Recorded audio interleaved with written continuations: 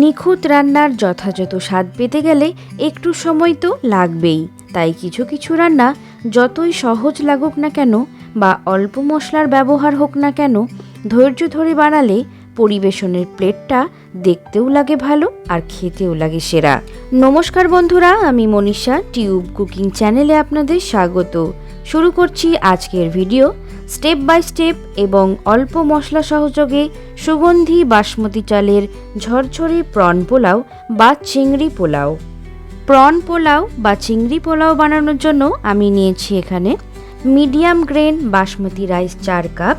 আমার measuring cup ছিল না, তাই ঘরে থাকা কাপ দিয়ে মেপে নিলাম।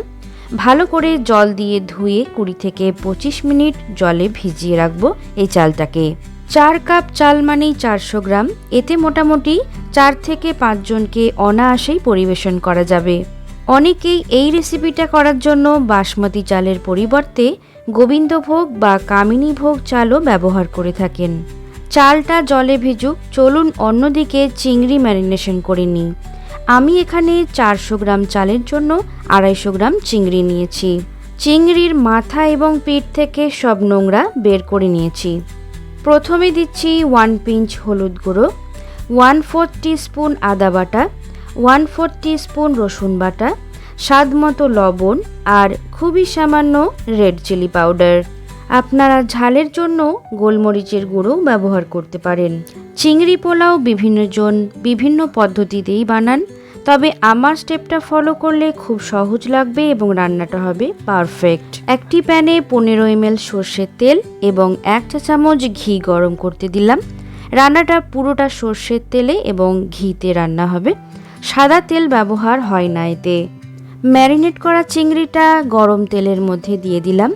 ঘড়ি ধরে 20 সেকেন্ড নাড়াচাড়া করে নিয়ে একটি বাটিতে তুলে রাখবো, না হলে চিংড়ি শক্ত হয়ে যায়।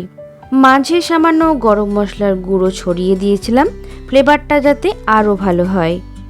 প্রনের জুসটা তেলের মধ্যে চলে এসেছে এবং পরবর্তীতে পোলাও রাইসেও এই ফ্লেভারটা চলে আসবে। চিংড়িগুলোকে 20 সেকেন্ড এপিট ওপিট করে নিয়ে একটি বাটিতে তুলে রাখছি। বাকি তেলের মধ্যে আরও 1 টেবিল চামচ সর্ষের তেল যোগ করলাম। তাতে ফোড়ন দিচ্ছি তেজপাতা, গোটা গরম মশলা আর মোটা করে থেঁতো করা জায়ফল জয়িত্রী। ফোড়ন ভাজা ভাজা হলে মোটামুটি 50 থেকে 60 গ্রাম মতো কুচনো পেঁয়াজটা লাল লাল করে ভেজে নিতে হবে, তবে পুড়লে চলবে না, পোলাওয়ের রঙটা খারাপ হয়ে যেতে পারে। পেঁয়াজটা সম্পূর্ণ ভাজা ভাজা হওয়ার একটু আগে দিয়ে দিচ্ছি 20 গ্রাম কিশমিশ এবং 20 গ্রাম কাজু বাদাম। এগুলো 1 মিনিট ভেজে নেব। গ্যাসের ফ্লেমটাকে মিডিয়ামে রাখবেন এই সময়।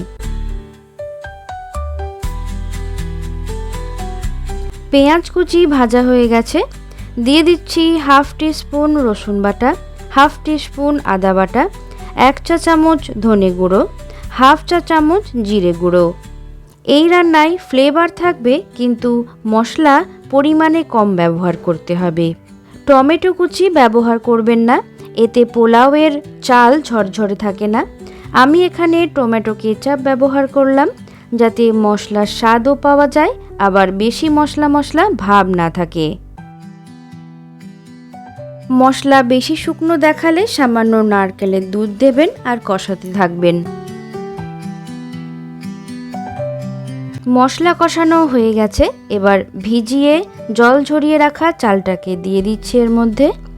সঙ্গে 3টি চেরা কাঁচা লঙ্কা, 1 চা চামচ কাশ্মীরি লাল লঙ্কার গুঁড়ো, 1/2 টিস্পুন গরম মশলার গুঁড়ো, পরিমাণ মতো হলুদ গুঁড়ো।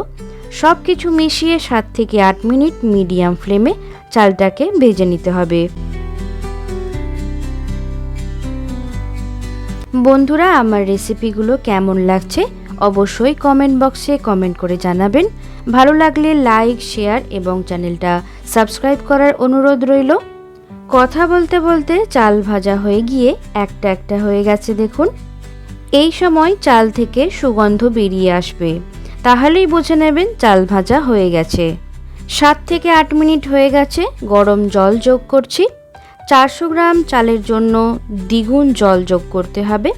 এখানে একটা টিপস দিয়ে রাখি, চালের পরিমাণ যত বাড়বে জলের পরিমাণ কিন্তু কমবে। পরিমাণ মতো লবণ যোগ করে দিলাম। এখানে 7 কাপ জল এবং 1 কাপ নারকেলের দুধ ব্যবহার করলাম। নারকেলের দুধ বেশি ব্যবহার করবেন না, এতে রাইসটা স্টিকি হয়ে যায়। ওপর থেকে কয়েকটি গোটা কাঁচা লঙ্কা দিচ্ছি সুন্দর ফ্লেভারের জন্য।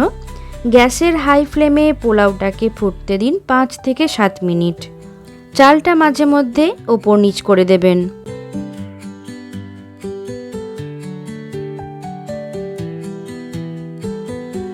চালটা যখন এই রকম শুকিয়ে আসবে বা প্যানের তলার দিকে এই রকম ছিপছিপে জল থাকবে, তখন ঢাকা দিতে হবে এবং আঁচটাও কম করে দেবেন। তবে ঢাকা দেওয়ার আগে দিয়ে দেব 30 গ্রাম মতো চিনি। চিনি দেওয়ার পর ভালোভাবে নাড়াচাড়া করে 3 থেকে 4 মিনিটের জন্য ঢাকা দেব।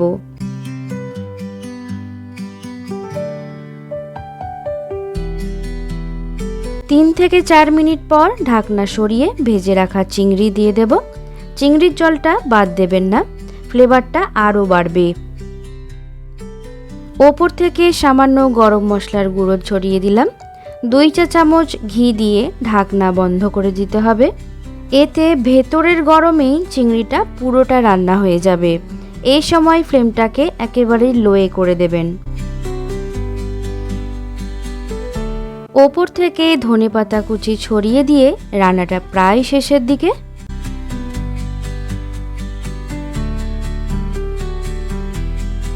ধনেপাতা কুচি দেওয়ার পর পোলাওটাকে ভালোভাবে নাড়াচাড়া করে নিয়ে গ্যাস বন্ধ করে ঢাকা দিয়ে 10 মিনিটের জন্য স্ট্যান্ডিং টাইম দিন।